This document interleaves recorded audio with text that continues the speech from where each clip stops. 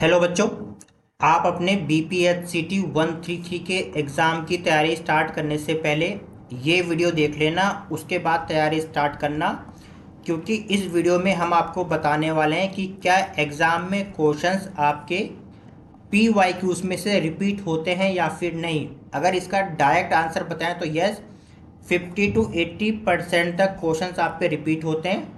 अगर डायरेक्ट की बात करें तो 50 to 60%, बस न्यूमेरिकल्स वैल्यू चेंज कर देंगे और क्वेश्चंस रिपीट होते हैं 50 to 60%। लेकिन अगर आप टॉपिक वाइज या कॉन्सेप्ट वाइज देखें तो 70 to 80% तक आपके क्वेश्चन रिपीट हो जाते हैं। इस कोर्स के अंदर टोटल 17 चैप्टर है, 17 यूनिट है, जिसमें से यूनिट फर्स्ट और यूनिट सेकंड इन दोनों के पिछले अभी तक जितने भी PYQs हुए हैं सभी का हम आपको दिखाने वाले कि किस तरीके से रिपीट होते हैं, डायरेक्ट, इनडायरेक्ट या फिर टॉपिक या कॉन्सेप्ट वाइज। ठीक है। और जो PYQ सीरीज है, यूनिट फर्स्ट की कंप्लीट PYQ सीरीज आपको यूट्यूब पे मिल जाएगी। ठीक है। अगर आपको वो पसंद आती है तो बाकी कंप्लीट चैप्टर के लिए आप इसे ज्वाइन कर सकते हैं। लेकिन पहले डेमो देख लेना PYQ सीरीज का। उसमें हम लोग क्या करवाने वाले हैं, जैसे ये आपका यूनिट फर्स्ट है, scalar field and their gradient. Unit first में केवल आपको 3 टॉपिक कवर करने। टॉपिक फर्स्ट एग्जाम में नहीं पूछेंगे, लेकिन ये कॉन्सेप्ट है, एग्जाम में नहीं आएगा क्वेश्चन, कॉन्सेप्ट है, समझना जरूरी है। फिर second topic gradient of scalar field, numericals आएगा इसका पक्का। थर्ड टॉपिक है directional derivative of scalar field. तो दो ही टॉपिक है जिसका केवल न्यूमेरिकल्स पार्ट आपका एग्जाम में आता है, ग्रेडियंट वाला और डायरेक्शनल डेरिवेटिव का। अगर आपने ये टॉपिक कंप्लीट करने के बाद अगर आपने PYQs किए तो आप 70 to 80% तक कवर कर लोगे आराम से, ध्यान रखना। लेकिन अगर डायरेक्ट केवल PYQs करोगे तो 50 to 60% तक ही रहेगा, हो सकता है 40 पर भी रहे। तो कोशिश करो टॉपिक को कंप्लीट करो। अब ये क्वेश्चन दे रखा है, ये सारे यूनिट फर्स्ट के क्वेश्चन जो लास्ट सभी PYQs में आए हैं। सबसे पहले फर्स्ट क्वेश्चन दिसंबर 20 में आया था। Determine the gradient, gradient find करना है। एक आपको फंक्शन दिया होगा, एक फंक्शन बोलो, इक्वेशन बोलो या फॉर्मूला बोलो, कोई भी फंक्शन, इक्वेशन या फॉर्मूला देंगे, आपको उसका ग्रेडियंट फाइंड करना है। एग्जाम में ये फंक्शन चेंज हो सकता है, तो कोशिश करो आप इस ग्रेडियंट वाले टॉपिक को समझो, फिर अगर एग्जाम में चेंज करेगा तब भी आप कर पाओगे। सेकेंड क्वेश्चन आपका दिसंबर 21 में आया, देखो रिपीट नहीं हुआ, चेंज कर दिया इन्होंने। अब इस समय टी था, इस समय क्या टेम्परेचर का फंक्शन है ये। और ये क्या है, इलेक्ट्रिक पोटेंशियल, ये इलेक्ट्रिक पोटेंशियल का फंक्शन दे रखा है। इसमें फोर्स फील्ड फाइंड करनी है। ठीक है। यहाँ फोर्स फील्ड भी ग्रेडियंट ही है। जब हम ये क्वेश्चन आपको समझ करवाएंगे ना, पहले इसका टॉपिक करवाएंगे फिर ये क्वेश्चन, तब आपको क्लियर हो जाएगा कि ये क्वेश्चन भी ग्रेडियंट का ही है। ठीक है। बस एक वर्ड है ई रोटेशनल, ये चैप्टर 2 का है, ये भी हम आपको साथ के साथ में क्लियर करते हुए चलेंगे। नेक्स्ट टॉपिक की बात करें, ये वाला जून 22 में देखो क्वेश्चन रिपीट नहीं हुआ है, लेकिन टॉपिक रिपीट हुआ है। डायरेक्शनल डेरिवेटिव हमने कहा था, ये देखो ये रहा डायरेक्शनल डेरिवेटिव। टॉपिक को कंप्लीट करो बस। ठीक है। एक फंक्शन दिया होगा, एक पॉइंट दिया होगा, और इस वेक्टर के डायरेक्शन में आपको डायरेक्शनल डेरिवेटिव फाइंड करना है ना। अब नेक्स्ट क्वेश्चन देखो, ये सारे यूनिट फर्स्ट के, अब दिसंबर 22 में देखो रिपीट नहीं हुआ है। यहाँ पे क्या दे रखा है आपका, पोटेंशियल की इक्वेशन दे रखी है, पोटेंशियल का फॉर्मूला दे रखा है, पोटेंशियल का फंक्शन दे रखा है, कुछ भी बोल सकते हो। और क्या निकाला इन्होंने, ये दे रखा है formula, vector F equal to minus में del V, calculate the component of this force. ये तो क्वेश्चन था ये वाला। ये क्वेश्चन और ये क्वेश्चन सेम है। यहाँ पे अलग अलग दिख रहा होगा, लेकिन सेम कब होगा, जब आपने ये टॉपिक सीखा होगा ग्रेडियंट का, तब आपके लिए सेम होगा। और ये क्वेश्चन डायरेक्ट बुक का ही क्वेश्चन दिया हुआ है, जल्दी से दिखा देते हैं फिर आगे बढ़ते हैं। देखो देखना है यहाँ पे, ये देखो ये रहा क्वेश्चन आपका, वीडियो को पॉज करके देख लेना। ये डायरेक्ट क्वेश्चन है, वी दे रखा है, वेक्टर एफ दे रखा है, calculate the component of this force, है ना। ये चैप्टर फर्स्ट का ही क्वेश्चन है। ठीक। तो इसलिए टॉपिक वाइज कंप्लीट करना। अब ये वाला क्वेश्चन, ये भी बुक का ही क्वेश्चन है डायरेक्ट। देखो क्वेश्चन रिपीट नहीं हो रहे, लेकिन टॉपिक रिपीट हो रहे हैं। क्या लिखा है, the height of hill of given by, एक फंक्शन दे रखा है, एक इक्वेशन दे रखी है, एक फॉर्मूला दे रखा है, कुछ भी बोल सकते हो। Calculate the maximum rate of change, maximum rate of change ये ग्रेडियंट ही है। Directional derivative in the height of the hill at this point what is direction, direction derivative का क्वेश्चन है ये, सॉरी ग्रेडियंट का नहीं है, डायरेक्शन डेरिवेटिव का question है ये। ठीक है, अब देखो इसमें लिखा नहीं है ना, लेकिन जब आप ये टॉपिक पढ़ लोगे डायरेक्शन डेरिवेटिव का, उसमें दिखाएंगे कि रेट ऑफ चेंज को ही डायरेक्शन डेरिवेटिव कहते हैं। ठीक है, तो इसलिए टॉपिक को कंप्लीट करना। अब ये क्वेश्चन देखो, देखो ये क्वेश्चन रिपीट हो गया है। The potential of any point, ये पोटेंशियल का फॉर्मूला दे रखा है। Find its component x y z direction में, है ना, दिसंबर 23 में। इससे पहले कहाँ पर आया था, इससे पहले ये आ रखा है, ये वाला देखो, ये क्वेश्चन देखो, कैलकुलेट द कंपोनेंट। थोड़ी सी लैंग्वेज अलग अलग है, थ्योरी का थोड़ा पार्ट अलग है, लेकिन क्वेश्चन सेम है। पोटेंशियल दे रखा है, फॉर्मूला दे रखा है, कंपोनेंट पूछा है। दिसंबर 22, अब दिसंबर 23 में रिपीट हुआ है। फॉर्मूला दे रखा है, कंपोनेंट पूछा है, देखो समझ गए।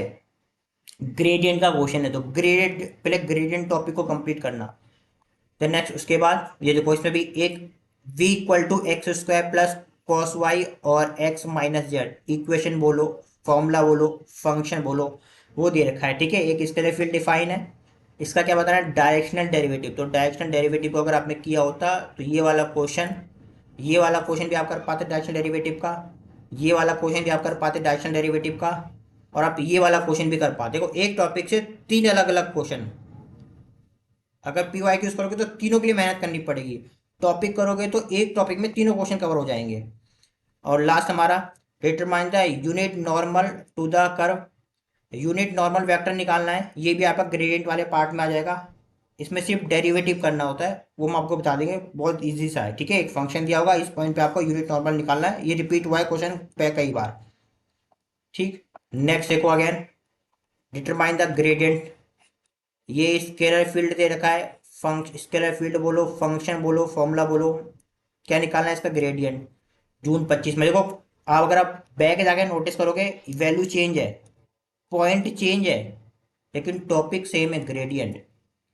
ये वाला देखो, यूनिट नॉर्मल वेक्टर अभी पीछे आया था, ये वाले देखो, ये दिसंबर 24 में भी आया, लेकिन यहाँ देखो, यहाँ पे कर्व अलग है, पॉइंट अलग है, और इस वाले क्वेश्चन में कर्व अलग है, पॉइंट अलग है। तो आपको क्या सीखना है, unit normal, unit vector normal कैसे फाइंड करते हैं।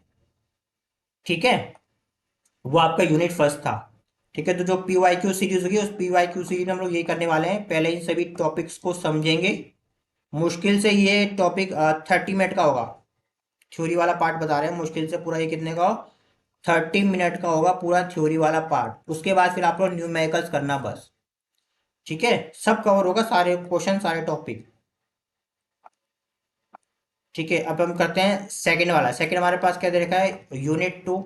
इसमें क्या दे रखा है, vector field, divergence and curl. Again first topic vector field, ये कॉन्सेप्ट है, एग्जाम में नहीं पूछेगा, सिर्फ कॉन्सेप्ट को समझना। सेकंड इंपॉर्टेंट है divergence of vector field, divergence exam में पूछेगा डायरेक्ट या इनडायरेक्ट तरीके से, इसलिए टॉपिक को कंप्लीट करना। थर्ड है आपका कर्ल ऑफ वेक्टर फील्ड, ये भी पूछेगा। फोर्थ आपका है डेल ऑपरेटर, जो आप डाइवर्जेंस और कर्ल में सीखोगे ना, वही आपका डेल ऑपरेटर के अंदर होगा। ये भी मुश्किल से, ये थोड़ा सा टाइम लग सकता है, 30 to 45 मिनट्स। आप वीडियो की स्पीड को इंक्रीज करके देखना, तो और जल्दी फिनिश हो जाएगा, और बहुत इजी होगा। अगर आपने पहले नहीं भी किया तब भी कर लोगे। ठीक है, अब ये देखो, इस क्वेश्चन में देखो, द इलेक्ट्रिक पोटेंशियल, ये यूनिट फर्स्ट में भी तो हमने आपको बताया था, इलेक्ट्रिक पोटेंशियल है, स्केलर फील्ड है, तो यूनिट फर्स्ट का पार्ट है। ई रोटेशनल है तो यूनिट 2 का पार्ट है। तो यूनिट 2 में आप ई रोटेशनल सीखोगे, हम सिखाएंगे आपको इस चीज। ठीक है, इसी के अंदर सीखोगे, डाइवर्जेंस और कर्ल के अंदर ही। नेक्स्ट हमारा टॉपिक क्या दे रखा है, ए वाला, ये वाला पार्ट भी, the potential that represent a force, ये आपका यूनिट फर्स्ट का था, डायरेक्ट हमने दिखाया था, लेकिन यहाँ पे क्योंकि वेक्टर एफ दे रखा है, तो ये यूनिट सेकेंड का भी पार्ट है। ये दोनों क्वेश्चन आपके यूनिट फर्स्ट से भी रिलेट करते हैं और यूनिट सेकेंड से भी रिलेट करते हैं। ठीक है, अब नेक्स्ट आगे देखो, अगेन सेम ये वाला क्वेश्चन, हमने कहा था जिसमें भी डायरेक्शन पूछेंगे, वो आपका सेकंड चैप्टर में भी है। तो ये वाला क्वेश्चन यूनिट फर्स्ट और यूनिट सेकंड दोनों में दिया है, दिसंबर 23 में। ये तीन क्वेश्चन जो थे, ये वाला और ये दोनों, यूनिट फर्स्ट और यूनिट सेकंड दोनों के हैं। अब देखो, अब आपका आएगा यूनिट 2 का क्वेश्चन, ये वाला। Determine the value of a b c. जब आपको एक वेक्टर फील्ड दे रखा है, सेकंड चैप्टर वेक्टर फील्ड के, तो ये वेक्टर फील्ड दे रखा है, इसमें आपको ए बी सी निकालना है जब ये ई रोटेशनल हो। हमने आपसे क्या कहा था, ई रोटेशनल यूनिट 2 का टॉपिक है। समझ रहे हो ना? प्लीज 15 से 20 या 30 से 45 मिनट निकाल के पहले थ्योरी वाला पार्ट कंप्लीट करना, तो ये सारे क्वेश्चन बहुत जल्दी बनेंगे आपसे। ये वाला question, a central force field is a force field of the form, ये देखो जिसके ऊपर वेक्टर का साइन लगा है वो वेक्टर फील्ड वाले चैप्टर का क्वेश्चन है ये। Determine del cross f, curl निकालना है, ये कर्ल ऑफ वेक्टर एफ, ये आपका सेक्टर चैप्टर सेकंड का क्वेश्चन है। इसमें ये इतना रिपीट हुआ था, लेकिन इतना कंफर्म आपको बता दे रहे हैं, आप केवल सारे पी वाई क्यू जरूर कर लेना। अगर थ्योरी के लिए टाइम है तो अच्छी बात है, हर चैप्टर की थ्योरी मुश्किल से किसी किसी में कम, किसी में ज़्यादा लग सकता है, 30 to 40 मिनट्स लगेंगे, 40 या 45 मिनट्स। अगर आप स्पीड को इंक्रीज करके देखोगे तो 30 मिनट्स में कंफर्म कंप्लीट हो जाएगी हर एक चैप्टर की थ्योरी, ज़्यादा नहीं करनी है आपको। उसके बाद डायरेक्ट न्यूमेरिकल्स करना, जितने पी वाई क्यूज में आपको बता दे बस, उससे एक्स्ट्रा मत कुछ मत करना, ठीक है। और यूनिट फर्स्ट का पी वाई क्यू सीरीज का डेमो आपका यूट्यूब पे आएगा, उसे आप लोग देख लेना। उसके बाद आप लोग क्लास ज्वाइन कर लेना, ठीक है। तो मिलते हैं हमारे नेक्स्ट लेक्चर में यूनिट फर्स्ट में।